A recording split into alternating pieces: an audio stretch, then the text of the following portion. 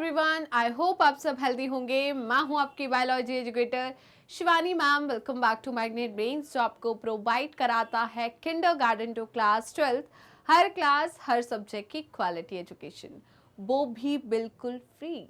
जी हाँ, आपने सही सुना, मैग्नेट ब्रेन्स प्रोवाइड कराता है अनपेड सब्सक्रिप्शन, चाहे वो सीबीएसई बोर्ड हो, यूपी बोर्ड हो, बिहार बोर्ड हो या एमपी बोर्ड हो। मैग्नेट ब्रेन्स हर क्लास हर सब्जेक्ट के टॉपिक वाइज एक्सप्लेनेशंस प्रोवाइड कराता है और साथ में प्रोवाइड कराता है ढेर सारे प्रैक्टिस क्वेश्चंस। इतना ही नहीं, आप अवेल कर सकते हैं e notes and E book, जिसकी लिंक डिस्क्रिप्शन बॉक्स में दी है। तो चलते हैं आज की वीडियो की तरफ। आज की वीडियो है हमारी class 11th biology unit number 5, that is human physiology, और इस यूनिट का हम सेकंड चैप्टर कवर कर रहे हैं, जो कि है हमारा बॉडी फ्लूइड्स एंड सर्कुलेशन। आपके एनसीईआरटी में चैप्टर नंबर 15 है।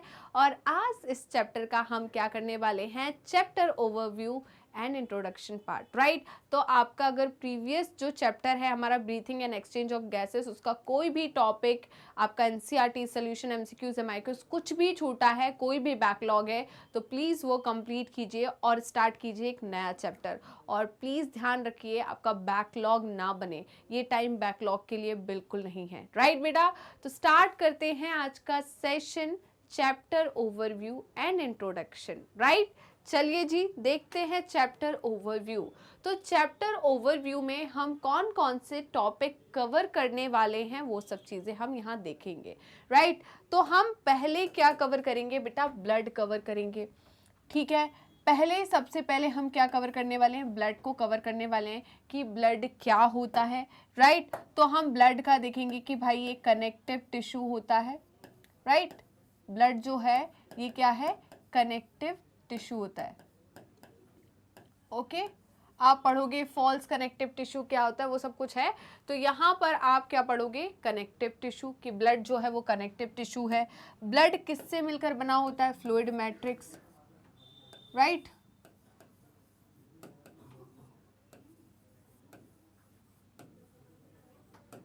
प्लाज्मा एंड फॉर्म्ड एलिमेंट, ये सब पढ़ने वाले हो आप, ओके। उसके बाद आप पढ़ोगे लिम्फ, राइट। तो यहाँ पर ब्लड भी हमारा बॉडी फ्लूइड है, उसके अलावा लिम्फ भी है, जिसे हम और क्या कहते हैं, टिश्यू फ्लूइड। ये जो लिम्फ है बेटा, ये कहाँ, टिश्यू इंटरस्टिशियल जो स्पेस होता है, टिश्यू के बीच में जो स्पेस होता है, वहाँ पर प्रेजेंट होता है। तो जो भी हमारा मटेरियल कहाँ पर, कैपिलरीज में प्रेजेंट होता है बेटा। जैसे कि मैंने बोला ये कैपिलरीज है, राइट, ये क्या है, कैपिलरीज है। तो कैपिलरीज जो होती है, इसके अंदर का जो मटेरियल होता है, राइट, वो यहाँ पर क्या करती है, इस पार्ट में क्या करती है, रिलीज करती है, ट्रांसपोर्ट करती है। तो ये हो गया हमारा लिम्फ या टिश्यू फ्लूइड, ठीक है। और ये हो गए हमारे क्या, टिश्यू, ये क्या हो गए हमारे टिश्यू। तो यहाँ पर ये जो है कैपिलरीज जो है, ये ब्लड को कहाँ छोड़, ये जो भी कंपोनेंट है वो कहाँ छोड़ेगी, यहाँ पर छोड़ देगी, राइट। कहाँ छोड़ देगी, यहाँ पर छोड़ देगी। जैसे कि ये ऑक्सीजन है, राइट, तो ये ऑक्सीजन यहाँ से यहाँ जाएगा, वहीं पर CO2 यहाँ से यहाँ आएगा और यहाँ से फिर वापस यहाँ पर, ठीक है।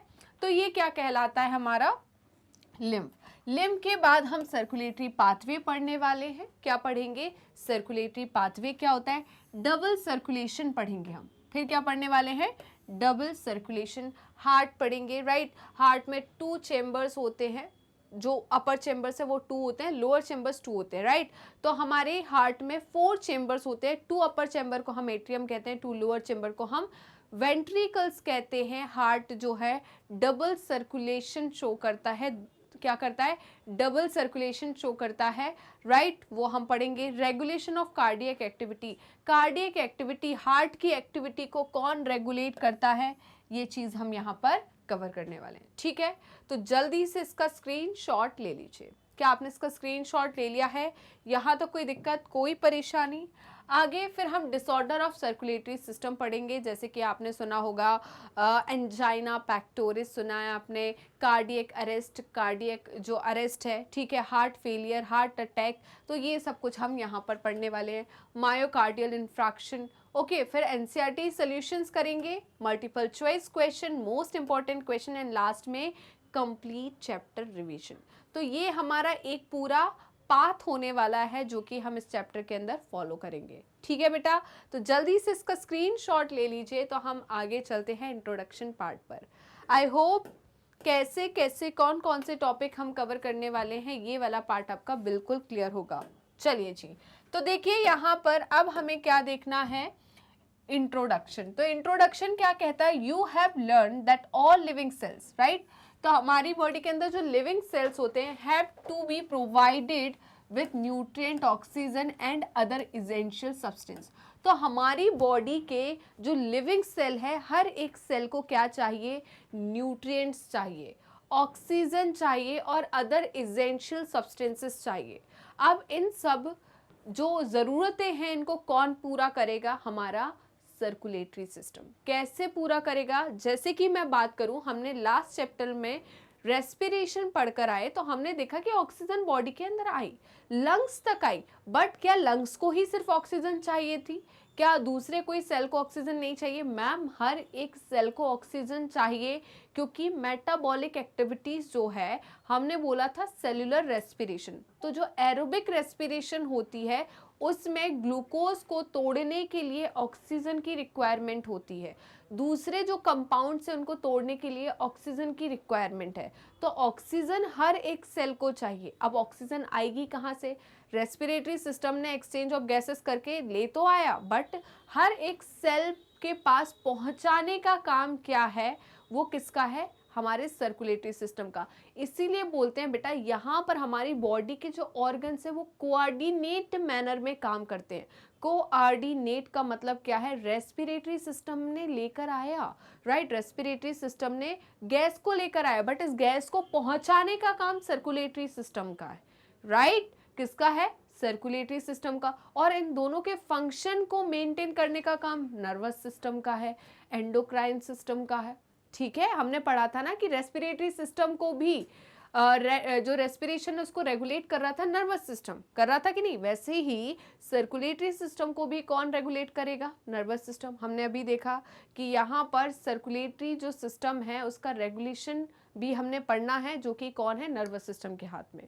तो यहाँ पर हमने पढ़ा कि हर एक जो ऑर्गन सिस्टम है, राइट, वो दूसरे के साथ कोऑर्डिनेशन बना रहा है। ब्लड सप्लाई कर रहा है सर्कुलेटरी सिस्टम, बट इसी को फिल्टर करने का काम किसके पास है?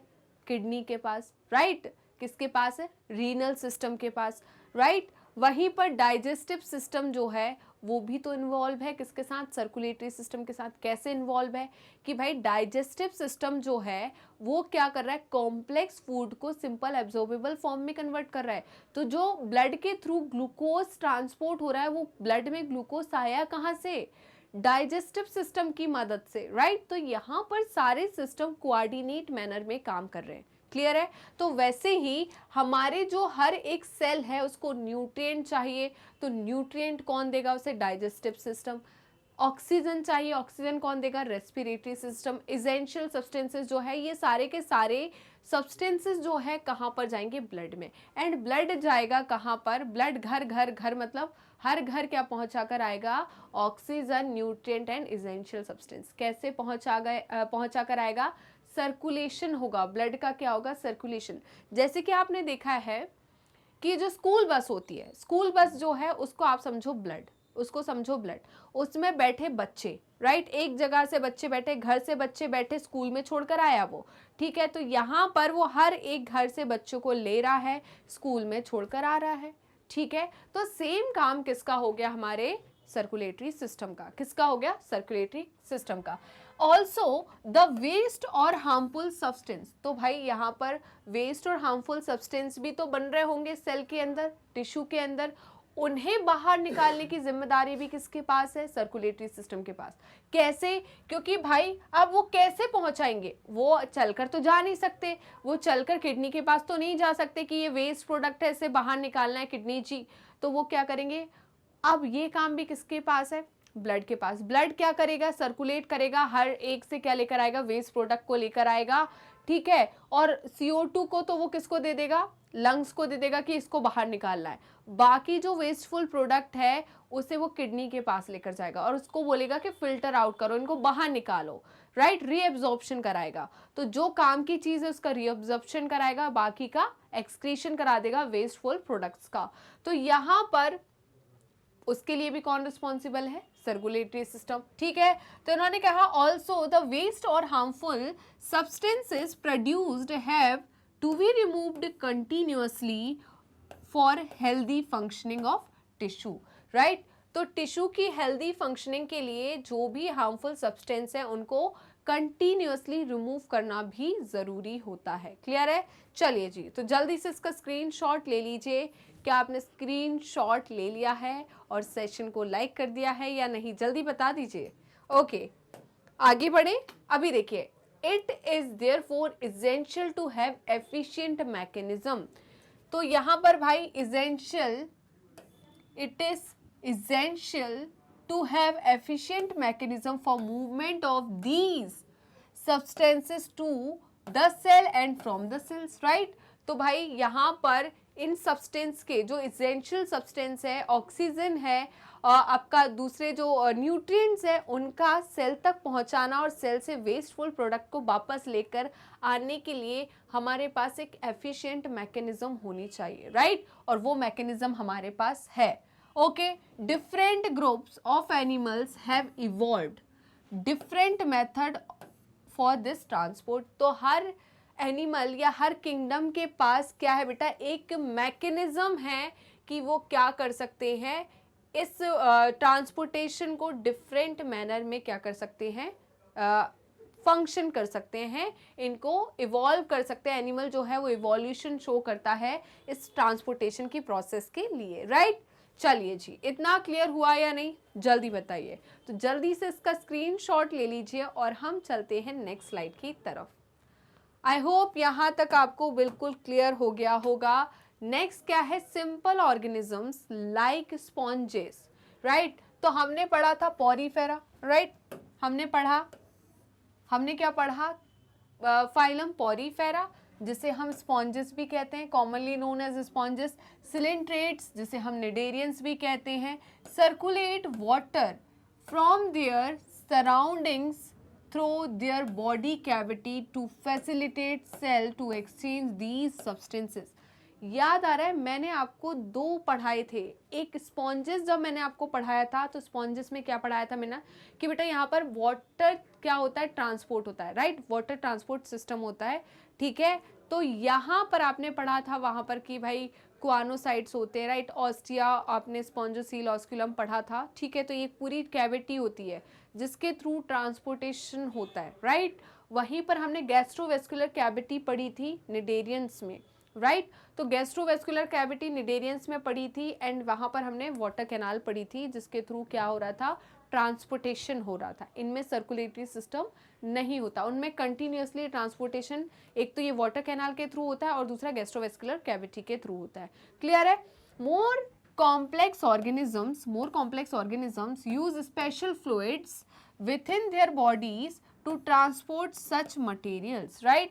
तो इन्होंने क्या कहा? मोर कॉम्प्लेक्स ऑर्गेनिज्म, ये तो सिंपल ऑर्गेनिज्म है, इनसे जो कॉम्प्लेक्स ऑर्गेनिज्म है वो स्पेशल फ्लूइड को यूज करते हैं बॉडी के अंदर ही इन मटेरियल को ट्रांसपोर्ट करने के लिए, राइट। जैसे कि हमारे अंदर ब्लड है, हम ब्लड के थ्रू क्या करते हैं? मटेरियल को ट्रांसपोर्ट करते हैं एक जगह से दूसरी जगह पर, ठीक है। तो जल्दी से बेटा इसका स्क्रीनशॉट ले लीजिए। क्या आपने इसका स्क्रीनशॉट ले लिया है? यहाँ तक कोई दिक्कत है, कोई परेशानी है? जल्दी बताइए। तो सेशन को लाइक करना मत भूलेगा बेटा, ठीक है। जैसे कि हमने बात करी ब्लड, राइट। तो ब्लड क्या है बेटा? Blood is the most commonly used body fluid. Blood क्या है? Most commonly used body fluid by most of the higher organisms, right। तो यहाँ पर जो हायर ऑर्गेनिज्म है, right, most of the higher organism है, उनमें जो बॉडी फ्लूइड होता है वो क्या है, ब्लड है। क्या है, blood, including human for this purpose, right. तो ह्यूमंस में भी ट्रांसपोर्टेशन के लिए जो फ्लूइड है वो कौन सा हो जाएगा, blood, right. Next, another body fluid lymph also help in the transport of certain substance। तो हमारे अंदर दोनों फ्लूइड प्रेजेंट होते हैं, ब्लड भी एंड लिम्फ भी, जो कि ट्रांसपोर्टेशन का काम करता है। मेन बॉडी फ्लूइड जो है हमारा, जो कि ज़्यादातर ट्रांसपोर्टेशन करता है, वो क्या हो गया हमारा, ब्लड। एंड कुछ ट्रांसपोर्टेशन जो है वो किसकी मदद से होता है, हमारे लिम्फ की मदद से, राइट बेटा। तो जल्दी से इसका स्क्रीनशॉट ले लीजिए, फटाफट इसका स्क्रीनशॉट लीजिए। क्या आपने स्क्रीनशॉट ले लिया है? यहाँ तक कोई दिक्कत है, कोई परेशानी?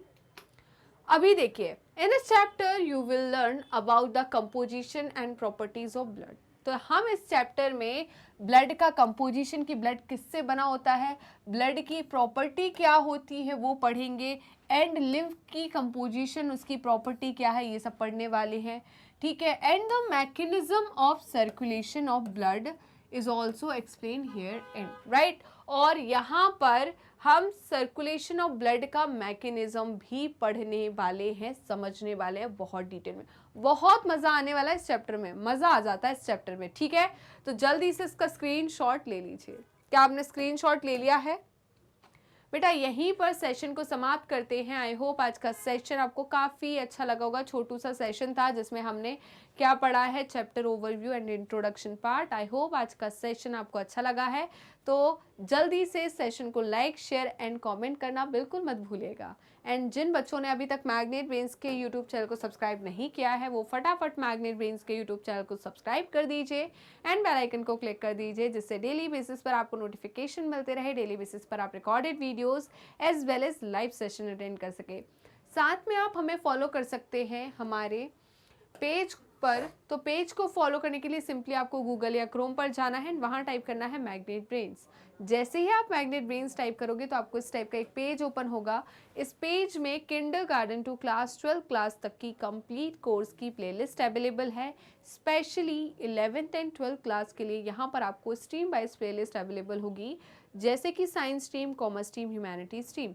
इस स्ट्रीम वाइज प्लेलिस्ट या किसी भी क्लास की प्लेलिस्ट में हम क्या क्या चीज़ें इंक्लूड करते हैं, तो थोड़ा ध्यान से सुनेगा। हम इस प्लेलिस्ट में आपके लिए लेकर आए हैं एनसीईआरटी की पूरी theory with advance theory, NCERT solution, MCQs, MIQs, one shot revision, quick revision and daily practice question, जिससे ना कि सिर्फ आपका थ्योरी पार्ट स्ट्रॉन्ग हो, हमने पूरा ध्यान रखा है कि आपके थ्योरी पार्ट के साथ आपका सोल्यूशन पार्ट, एमसीक्यूज, एमआईक्यूज पार्ट भी स्ट्रॉन्ग होना चाहिए। आप डेली प्रैक्टिस कर पाएँ, आप डेली रिवीजन कर पाएँ, इस बात को ध्यान में रखकर हमने इस प्लेलिस्ट को तैयार किया है, जिससे आपकी स्टडी काफ़ी ज़्यादा स्ट्रॉन्ग एंड स्मार्ट होने वाली है। साथ में आप हमें फॉलो कर सकते हैं हमारी ऑफिशियल वेबसाइट पर, दैट इज़ www.magnetbrains.com, और आप हमसे जुड़ सकते हैं हमारे सोशल मीडिया हैंडल्स के थ्रू, जैसे कि Facebook, Instagram, Twitter and WhatsApp. आप अवेल कर सकते हैं e notes and E book, जिसकी लिंक डिस्क्रिप्शन बॉक्स में दी है। तो चलते हैं मैग्नेट ब्रेन्स के टॉप कोर्सेज की तरफ। उससे पहले जान लीजिए कि मैग्नेट ब्रेन्स के 2 चैनल हैं, Hindi medium channel and English medium channel. Hindi medium channel पर हम आपको क्लास 6 to 12 क्लास तक के कोर्सेज अवेलेबल कराते हैं, एंड इंग्लिश मीडियम चैनल पर किंडरगार्टन टू क्लास 12 के कोर्सेज अवेलेबल कराते हैं। इन दोनों चैनल पे कौन कौन से कोर्सेज अवेलेबल है, तो थोड़ा ध्यान से सुनिएगा। हम इन दोनों चैनल पर आपको सीबीएसई बोर्ड की प्रिपरेशन कराते हैं। सीबीएसई बोर्ड के साथ हम इंक्लूड करते हैं स्टेट बोर्ड को भी, जैसे कि Delhi board, Bihar board, UP board, MP board, Rajasthan board. इसके साथ ही वैदिक maths crash course and spoken English. ये सारे के सारे टॉप कोर्सेज मैग्नेट ब्रेन्स आपको हाई क्वालिटी एजुकेशन के साथ 100% फ्री में प्रोवाइड कराता है। जी हाँ, मैंने यही कहा और आपने सही सुना, मैग्नेट ब्रेन्स प्रोवाइड कराता है अनपेड सब्सक्रिप्शन। तो जुड़े रहिए मुझसे और मैग्नेट ब्रेन से। मिलते हैं नेक्स्ट वीडियो में, तब तक के लिए बाय बाय।